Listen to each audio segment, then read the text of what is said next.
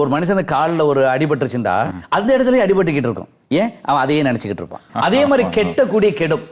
ஒரு குடும்பத்துக்கு பிரச்சனை வந்த பிறகு தொடர்ச்சியாக பிரச்சனைகள் வந்து கொண்டே இருக்கும். ஏன் அவன் பிரச்சனையவே பேசிக்கிட்டு இருப்பான். இந்த வெற்றியாளர்களுக்கும் தோல்வியாளர்களுக்கும், தோல்வி அடைந்தவருக்கு என்ன வேறுபாடு என்று சொல்லுவாங்க. வெற்றியாளர்கள் அடுத்த கட்ட வெற்றியை யோசிக்கின்றான். தோல்வி அடைந்தவர்கள் அவனுக்கு ஏற்பட்ட தோல்வியை சிந்தித்துக் கொண்டிருக்கின்றான். பணக்காரன் பணத்தை யோசிக்கின்றான். ஏழை ஏழ்மையவே யோசித்துக் கொண்டிருக்கின்றான். ஆக எதை நீங்கள் அதிகமாக யோசிக்கிறீர்களோ அதுதான் நடக்கும். நல்லதா தான் பண்ணிக்கிட்டு இருக்கிறேன், எனக்கே கெட்டதா நடக்குது அப்படின்னா இதை நீங்க உள்ளே இருந்து ஆய்வு செய்ய வேண்டும்.